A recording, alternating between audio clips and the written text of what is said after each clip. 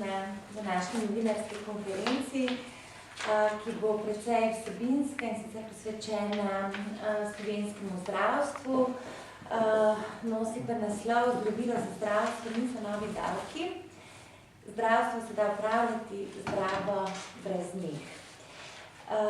Govorca na novinarski konferenci sta podpredsednica Slovenske ljudske stranke in predsednica strokovno-operativnega odbora pri stranki za zdravstvo, gospa Olga Franca, in član izvršilnega odbora Slovenske ljudske stranke ter član strokovno-operativnega odbora za zdravstvo pri SLS, sicer pa tudi direktor zdravstvenega doma Ljutomer, magister Tomislav Nemec.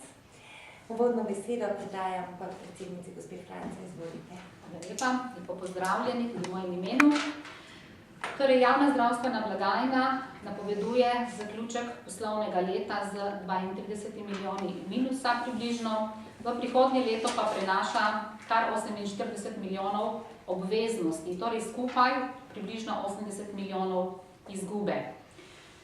Različne raziskave po svetu kažejo na to, da se zaradi sistemskih ali osebnih napak, nevestnega ravnanja, zlorab, goljufij izgubi v zdravstvu kar 7,3% sredstev, tam, kjer je pa stopnja korupcije v državah večja in Slovenija na tej lestvici padla, pa ta izguba lahko dosega celo 20%.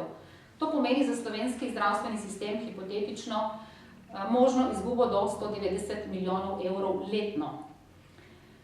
Prav zato, ker je to tako velik obseg sredstev, vam želimo predstaviti primer dobre prakse našega direktorja, magistra Tomislava Nemca iz zdravstvenega doma Ljutomer, ki bo pokazal na konkretna dejanja, ki kažejo na boljše upravljanje z obstoječim obsegom sredstev, da lahko zagotovimo enak nivo zdravstvenih storitev za naše bolnike. Kajti vsaka izguba, vsako negospodarno ravnanje, vse, kar je negospodarno potrošen denar v zdravstvu, pomeni manj zdravstvene oskrbe za naše paciente. Izvolite. Hvala.